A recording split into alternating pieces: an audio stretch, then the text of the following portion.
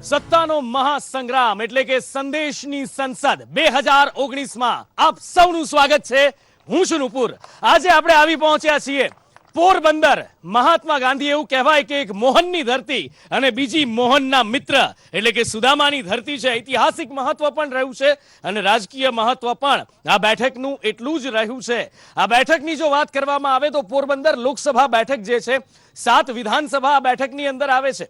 4 Bharatiya Janata party પાસે છે, 2 કોંગ્રેસ પાસે હતી, જેમાંથી એક માણાવદર બેઠક ઉપર રાજીનામું આપ્યું જવાહરભાઈ ચાવડાએ, ભારતીય જનતા પાર્ટીમાં જોડાયા અને મંત્રી બન્યા। બેઠક હાલ ખાલી પડી છે, પેટા ચૂંટણી થવા જઈ રહી છે અને સાથે જ એક કુતિયાણા બેઠક એનસીપીના ફાળે છે। ખૂબ રસપ્રદ રહ્યું છે।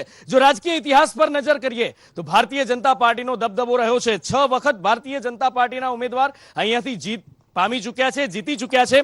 કોંગ્રેસ પાર્ટી અહીંયા 3 વખત જીતી ચૂકી છે અને સાથે જ જનતા દળ અને અન્ય પક્ષો પણ જીતી ચૂક્યા છે। હવે વાત કરીએ આજના અહીંના માહોલની। ભારતીય જનતા પાર્ટી તરફથી, કોંગ્રેસ પાર્ટી તરફથી અહીંયા મહેમાનો આવી ચૂક્યા છે, સામાન્ય જનતા પણ છે અને આપણા આજના જે મહેમાનો છે તે અહીંયા આગળ આવ્યા છે। ત્યારે પોરબંદરની અંદર છીએ, સૌરાષ્ટ્રની અંદર છીએ, ત્યારે એક આગવી શૈલીમાં આપણા જે મહેમાનો છે એમનું ઢોલથી સ્વાગત કરીશું અને તમામ મહેમાનો છે તેમને ચારે ચાર આપણા આમંત્રિત મહેમાનોને આપણે સ્ટેજ ઉપર, પોડિયમ ઉપર લઈ જઈશું। તો આપણી સાથે અત્યારે ભારતીય જનતા પાર્ટીની જો વાત કરવામાં આવે, અજયભાઈ બાપોત્રા જિલ્લા ભાજપ પ્રમુખ યુવા મોરચાના આપણી સાથે છે, સાથે જ કપિલભાઈ કોટેચા છે આપણી સાથે અને તેઓ ભાજપ જિલ્લાના મહામંત્રી છે। કોંગ્રેસ પાર્ટીની જો વાત કરવામાં આવે, રામદેવભાઈ મોઢવાડિયા આપણી સાથે છે, ગુજરાત પ્રદેશ કોંગ્રેસમાં મંત્રી છે જેઓ, અને સાથે જો વાત કરવામાં આવે આપણી સાથે પોરબંદરના શહેર મંત્રી લાખણસિંહ ગોરાણીયા। આપ ચારેયનું સ્વાગત છે। આપને વિનંતી કરું છું, આવો આપણે સ્ટેજ ઉપર જઈએ અને ચર્ચાની આપણે શરૂઆત કરીએ, પ્લીઝ।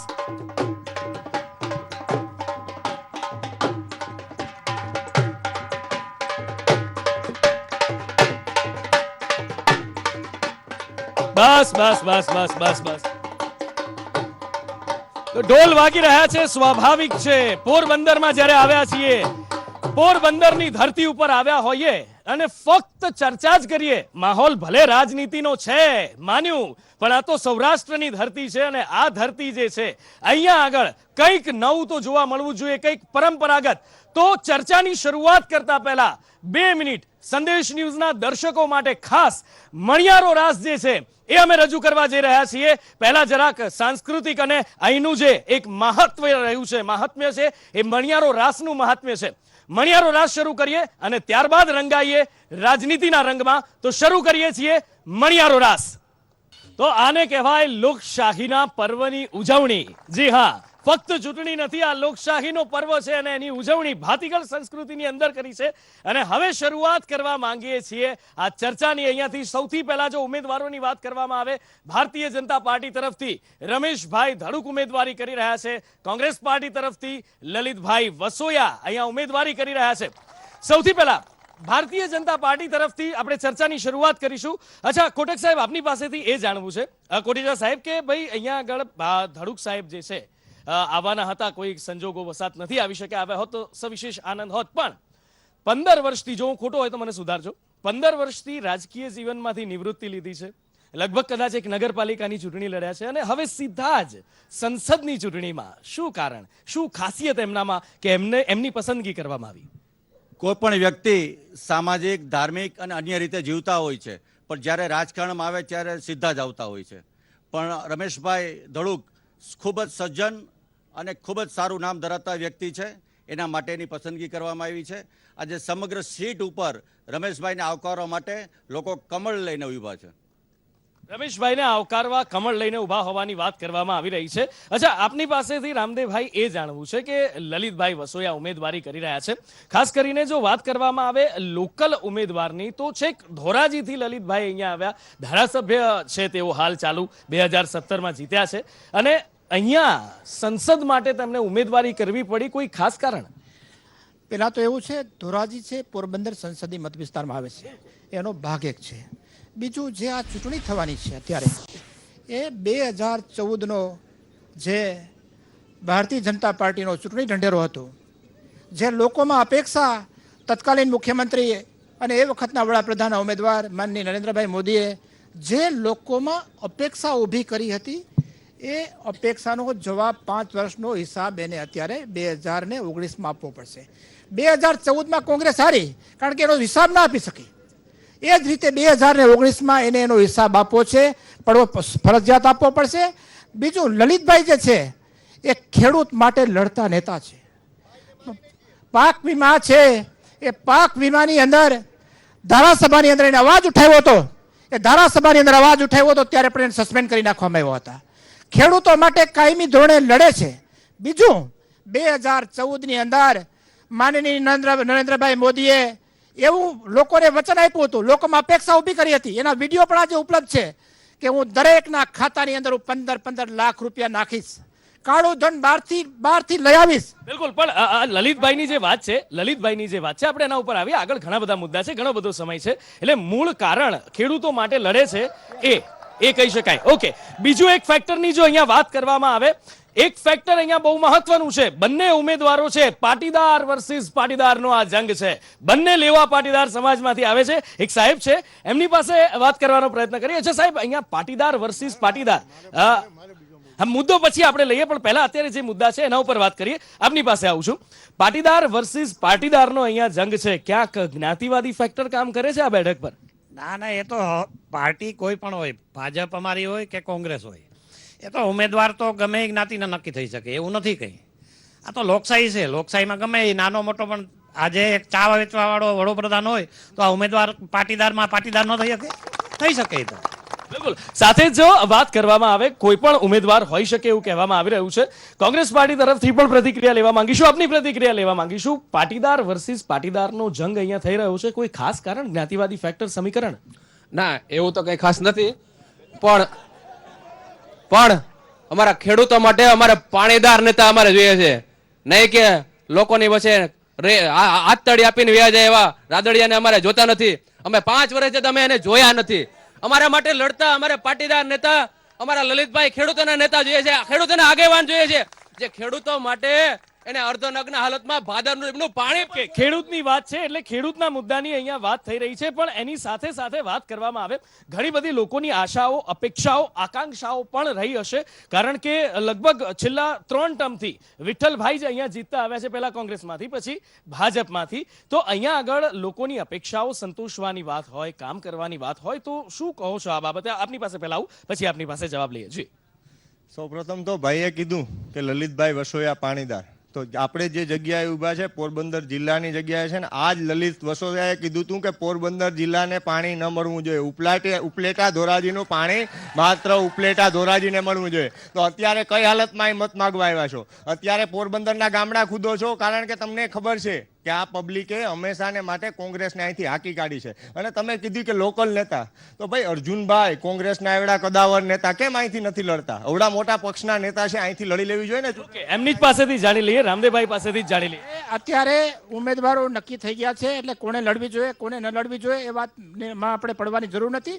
વાત એટલી છે, પાણી આ બચ્ચુભાઈ અમારે ગેડ વિકાસ સમિતિના પ્રમુખ છે, બચ્ચુભાઈ અહીંયા ઊભા છે.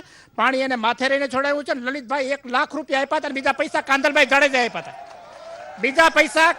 બીજા પૈસા કાંદલભાઈ, અવાજ તમે કરો ભાઈ, કાંદલભાઈ જાડેજા પૈસા ભર્યા હતા, બાકી 1 લાખ રૂપિયા લલિતભાઈ આપ્યા હતા. ડેડ વોટર છોડાવ્યું હતું, માથે સાક્ષી છે. કોઈ વાત કરતા હોય તો ખોટી છે.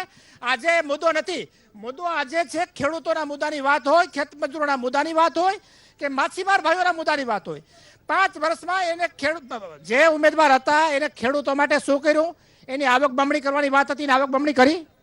જ્યારે 2013માં ખેડૂતોએ મગફળી 2013માં 1300 રૂપિયામાં આપી હતી, આજે ખેડૂતોને 700 રૂપિયામાં. અંદર કેટલાક લોકો છે એમની પાસેથી પણ પ્રતિક્રિયા લઈએ. ખેડૂતોનો મુદ્દો નીકળ્યો છે, ખેડૂતોની વાત થઈ રહી છે, શું કહેવા માંગુ છો?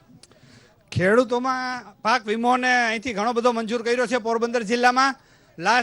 છેલ્લા વર્ષમાં પણ 41 કરોડ મંજૂર કર્યા હતા અને ભાજપ એના માટે કટિબદ્ધ છે. આ ઉપરાંત ખેડૂતો માટે લોન વગર વ્યાજે 0% વ્યાજે લોન પણ આપે છે અને હમણાં 6000 મોદી સાહેબે કીધું છે કે 6000 રૂપિયા એના ખાતામાં પડી જશે. પેલા 2000 રૂપિયા પડી ગયા.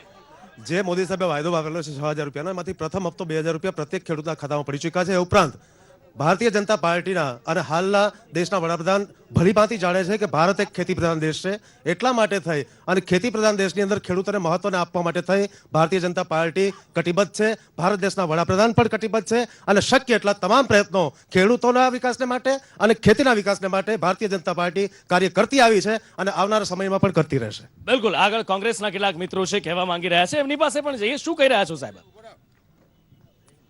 અમારા મિત્ર ભાજપ પર આ બધા ઊભા છે એને હું કહું કે 2007 થી પાણી ઘેડ વિસ્તારમાં અમે છોડાવતા આવીએ.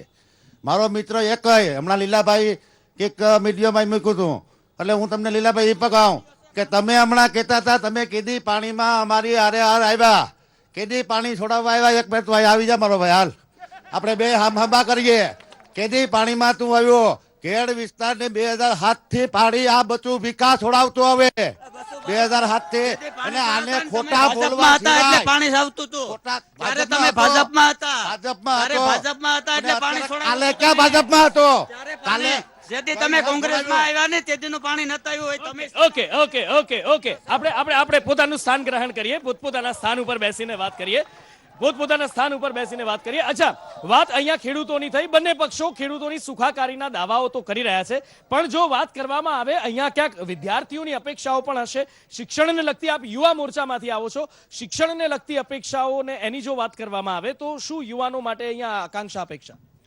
શિક્ષણનું સ્તર પોરબંદરનું દિવસે ને દિવસે તળિયે જતું જાય છે. શૈક્ષણિક સંસ્થાઓ જેટલી પોરબંદરની હતી કે આજે જે પોરબંદરના ક્લાસ અને 1-2 ઓફિસરો કેટલાય પોરબંદરની સ્કૂલોમાંથી ભણીને ગયા છે, એવી હાઈસ્કૂલો એવી કોલેજો એને ભંગીને ભૂકો કરી નાખવામાં આવી છે શિક્ષણના વ્યાપારીકરણના કારણે. ઓકે, શિક્ષણનું વ્યાપારીકરણ થયું હોવાનું અહીંયા કહેવામાં આવી રહ્યું છે. યુવા મોરચાના પ્રમુખ છો, શું કહો છો શિક્ષણ માટે? સાહેબ, શિક્ષણનું એ વાત કરતા હોય તો કોંગ્રેસને કોઈ હક નથી શિક્ષણની વાત કરવાનો. તમે 1995 પહેલાના સ્કૂલના ઓરડાઓ જોવો, એની છતો જોવો અને શિક્ષકોની હાલત જોવો અને આજની તમે સ્કૂલો જોવો. અને નરેન્દ્રભાઈએ તો ત્યાં લગન ખ્યાલ રાખ્યો કે કોઈ માણસ જો શિક્ષણમાં આગળ ન જઈ શકે અને બીજી કોઈ સ્કિલ હોય તો ITIની અનેક તાલુકા વાઇઝ જઈને બિલ્ડિંગ જોવો. આ અદ્યતન બિલ્ડિંગો માત્ર ને માત્ર આ દેશના યુવાનોને અને જેમની અંદર છુપાયેલી સ્કિલ છે એમને મજબૂત કરવા માટે બનાવેલ છે. બાકી કોંગ્રેસે હંમેશા માણસો ગેરમાર્ગે દોરી અને ખોટા ભ્રમ પ્રચાર કરીને મત લીધા છે. પણ હવે આજે આ નવું ભારત છે, ये नया भारत है,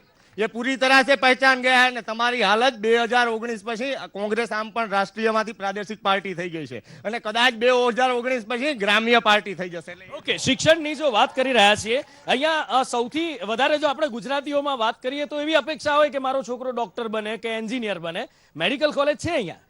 મેડિકલ કોલેજ અહીંયા નથી, પણ જામનગર અને જુનાગઢમાં હમણાં કોટા મહિલા જ છે અને અહીંયા નર્સિંગ કોલેજની પણ મંજૂરી મળેલી છે. એ પણ એ નર્સિંગ કોલેજની મંજૂરી જે મળી છે એ પણ ભાજપને જ આભારી છે. નરસિંહ મહેતા કોલેજની પણ મંજૂરી મળી છે તો એ ભાજપના આગેવાનોને જ આભારી છે. બાકી જે શિક્ષણ બાબતની વાત કરતા હોય તો શિક્ષણ તો અહીંયા પોરબંદરમાં સારામાં સારું છે અને આ જે બધા ભયના છે કોંગ્રેસના આગેવાનો, ભાજપના આગેવાનો, એ પણ પોરબંદરની માધવાણી સાયન્સ કોલેજને જ આભારી છે. બિલકુલ, આ બાબતે શું કહેવા માંગે છે એમની પાસેથી જાણવા માંગીશું. જી આજે અમારા મિત્ર એમ કહે છે કે શિક્ષણનું સ્તર સુધરેલું છે. જો શિક્ષણનું સ્તર સુધરેલું હોય તો આ મિત્રોને અત્યારે અમારા જીતુભાઈ વાઘાણીના પુત્રને 27 ચિઠ્ઠી લઈને શું કામ જવું પડે છે, ચોરી શું કામ કરવી પડે છે? આ મારો અત્યારે મુદ્દો એ છે કે અત્યારે નથી આ શિક્ષણ એટલો હદે બગડેલું છે. બિલકુલ, જી શું કહી રહ્યા છો આપ? જી, જીતુભાઈ વાઘાણીની જે વાત કરી, જીતુભાઈ વાઘાણીએ પ્રેસ કોન્ફરન્સ કરીને જાહેરમાં કીધેલું છે કે મારો પુત્ર આવનારી ભવિષ્યની અંદર એક પણ પરીક્ષા હવે આપશે નહીં. એ ભાજપનું પાણી બતાવે છે કે પોતાની ભૂલ સ્વીકાર કરી. ચાલો, આ જે મુદ્દો છે અંગત એલિગેશનનો, આ મુદ્દો અહીંયા આગળ પૂરો કરીએ. સાથે જો વાત કરવા, જી શું કહી રહ્યા છો? કોંગ્રેસના પ્રમુખે જે ગરીબ લોકોને, ગરીબ પરિવારને જે પૈસા આપવાની વાત કરી છે એ મારે કોંગ્રેસના મિત્રોને પૂછવું છે, તમને ખ્યાલ છે કેટલી એમાઉન્ટ છે? એક પ્રશ્ન મારો આ છે, આ એમાઉન્ટ તમે ક્યાંથી લઈ આવશો અને કેવા લોકોને આપશો એનો મને જવાબ આપે અત્યારે જ. બિલકુલ, કોંગ્રેસને સીધો સવાલ પૂછવામાં આવ્યો છે. આપની પાસેથી પહેલા જવાબ લઈએ ને પછી પબ્લિકમાં જઈએ. જે યોજના 72,000 રૂપિયાની બનાવી છે એ મનમોહન સિંહ, ચિદમ્બરમ અને રઘુરાજન જેવા નિષ્ણાત અર્થશાસ્ત્રીઓને ભેગા રાખીને બનાવી છે. બીજું જે એમાઉન્ટ થવાની છે એ કોર્પોરેટ જગતના જે 3 કરોડ અને 70 લાખ રૂપિયા મોટા ઔદ્યોગિક ગૃહોના કરજા માફ કર્યા છે એની 50% રકમ પણ થતી નથી. અને આપણી જીડીપી છે એના આપણી જે બજેટ આવશે બજેટના 25% પણ નથી અને જીડીપીના પર્સન્ટેજ હું ભૂલી ગયો. પણ વાત એટલી છે કે ગરીબોનો આ બજેટ ઉપર હક છે, ખેડૂતોનો હક છે અને એના માટે થઈ અને મારી વાત એટલી છે એટલા માટે થઈ અને આ યોજના બનાવડાવી છે. અને 100% રાજસ્થાનની અંદર પેલું વચન આપ્યું હતું તો કરજ 10 દિવસની અંદર 4 રાજ્યોમાં માફ કરી દીધા છે કરજ. ઓકે, જે વચન આપ્યું છે એ પાળવાની વાત કરે છે ને ક્યાંથી આ 72,000 રૂપિયા એની વાત કરી રહ્યા છે, શું કહો છો? પહેલા નહેરુજી આવ્યા, હમ ગરીબી હટાએંગે. પછી ઇન્દિરાજી આવ્યા, હમ ગરીબી હટાએંગે. પછી રાહુલ ગાંધી આવ્યા, હમ ગરીબી હટાએંગે. અને હવે રાહુલજી આવ્યા છે કે હમ ગરીબી હટાએંગે. હચોડા આખા ગરીબ હટી ગયા. ભાઈ તમે ગરીબી હટાવવાની વાતો તમારા મોઢે શોભા ન દે. એ માત્ર આ દેશ, આ ગુજરાતનો પનોતો પુત્ર અને આ જ દિવસનો સફળ વડાપ્રધાન નરેન્દ્રભાઈ મોદી કે જે ગરીબો માટે 156 જાતની સ્કીમો લઈ આવે. આજે એમને કોઈ દિવસ પરવાર આવી હતી કે જાય ગરીબ બેનના ઘરમાં જઈને જોવે કે એમના ઘરમાં ચૂલો છે કે નહીં? શૌચાલય, શૌચ જવાની ક્રિયા એટલે ગરીબ પરિવાર માટે સૌથી શરમજનક ક્રિયા કે એની દીકરીને કાં તો અંધારું થયા પહેલા જવું, અંધારું થયા પછી જવું પડે અને કાં અંજવાળું થયા પહેલા જવું પડે. શૌચાલય જેવી જે પ્રાથમિક સગવડ છે નતા અપાવી શક્યા.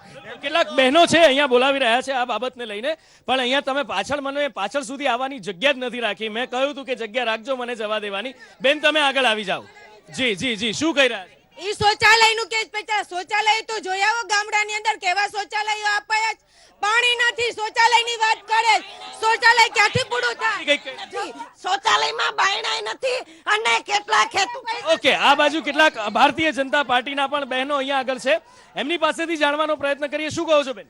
શૌચાલય બનાવેલા જ છે અને લોકો ઉપયોગ કરે જ છે, પણ ઘણી વખત માણસોની જ મનોવૃત્તિ એવી હોય, પાણી હોય તોય પાણી ન નાખતા હોય તો એ આપણી ક્ષતિ છે. બાકી સરકાર હંમેશા કટિબદ્ધ રહી છે અને બહેનોનું લજ્જા સમાન. અત્યારે તો દીકરી એવી રીતના કહે છે કે હું સાસરે ત્યાં જ જઈશ કે જ્યાં શૌચાલય હશે. એટલી અવેરનેસ અત્યારે આપણા નરેન્દ્ર મોદી શ્રીએ વડાપ્રધાન. બિલકુલ અવેરનેસની વાત થઈ રહી છે. અચ્છા સાહેબ, આપની પાસેથી એ જાણવા માંગીએ છીએ. અચ્છા આપ નહીં બોલો. અચ્છા, આપની પાસેથી એ જાણવા માંગીએ છીએ કે 72,000 રૂપિયા વર્સિસ અત્યારે એક જંગ ચાલે છે 5 લાખ રૂપિયાનો, એટલે કે 72,000 ગરીબોને એના વર્સિસ જે આયુષ્યમાન ભારત છે. શું આ બાબતે આપની શું ટિપ્પણી? સાહેબ હું એમ કહેવા માંગુ છું કે 72,000 રૂપિયા આટલા 20 કરોડ પબ્લિકને દેવાની વાત કરી છે. તો હું એ પૂછવા માંગુ છું કે રાહુલજીના સલાહકાર કોણ છે? એ એમ કહે છે કે 24,000 લોકોને આપશું, 24,000 કરોડ લોકોને. તો 800 કરોડ તો આ આખા વર્લ્ડની આબાદી છે. તો આ એને શીખવે છે કોણ કે પોતે ક્યાંય એને ભણવા બેસાડવો છે? આંકડાની માયાજાળો રચવામાં આવી રહેલી હોય ત્યારે હકીકતના